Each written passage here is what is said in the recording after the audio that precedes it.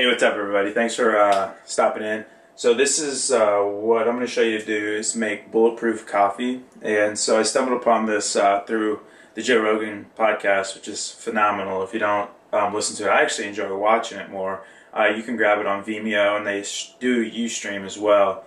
Anywho, the guy on there, I think his name was Tate Fletcher, was talking about something called bulletproof coffee, and I've always been a big coffee fiend and into it, and didn't really know much about it. And basically the cliff notes of it is that coffee beans can grow mold, and the best coffee for you is made with beans that have the least amount of mold because they're not toxic. And you can go read all about it. He has really elaborate explanations. The guy's really interesting. Just go, I think it's bulletproofexec.com, but if you just Google bulletproof coffee, it comes up. And so the skinny of it is, it's basically, what sold me is that he was talking about when you had a cup of coffee and then you feel tired afterwards. It just doesn't jive. That doesn't make sense to me. And the reason for that is you probably got bad beans. And so I've tried it out, and it's phenomenal. I love it. And you don't crash. You get a really nice high of energy, and then you just come back down to baseline. So it's really great. Anyways, so he has a really cool recipe on there that includes MCT oil. Mine is in the mail, and I will update this as soon as I get it to tell you how it was. But right now you need, obviously, coffee beans. He also has a great article on there about how to buy coffee beans and even find great coffee shops in your place. So the key thing needs to be clean, wet washed, or wash processed, something like that. Central American high altitude beans are usually going to be the best for the bulletproof coffee. So that's what I got here. I live in Austin, Texas. And this place was really dope. Third Coast Coffee, they're really cool. So if you're in Austin, I would check them out. The other thing he also calls for is unsalted grass-fed butter. And so I got some Kerrygold here. And then basically all you do is make coffee. So just got my little scooper here. Grab some coffee.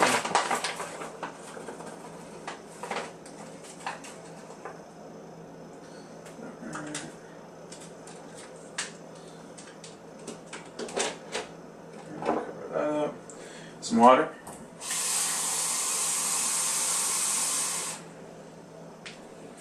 Throw that in there.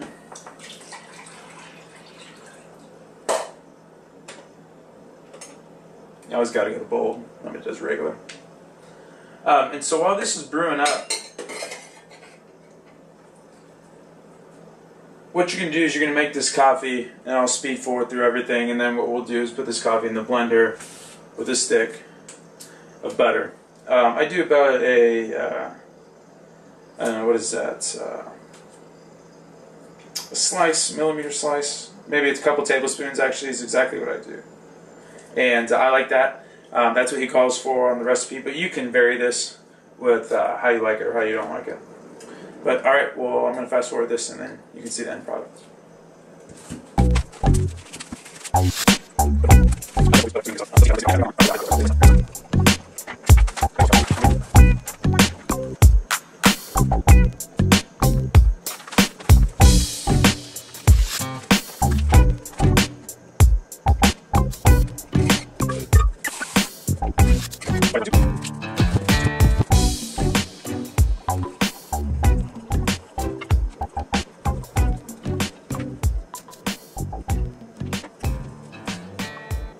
Alright, this looks like this was almost done.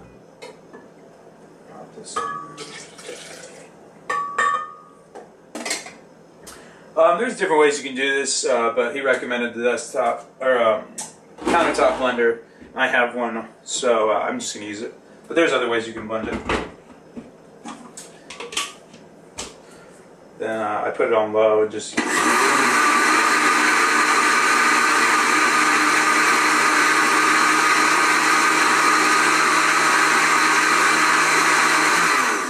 So now you get this nice froth at the top, kind of like a cappuccino-esque.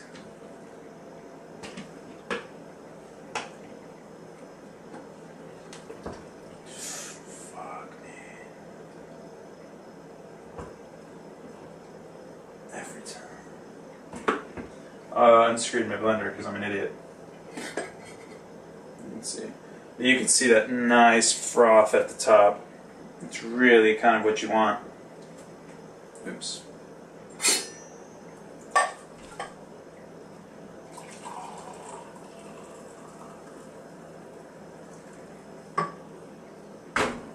It's really frustrating. That's the second time I've done that.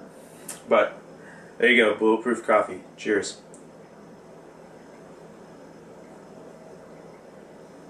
Oh, it's really good. Check it out.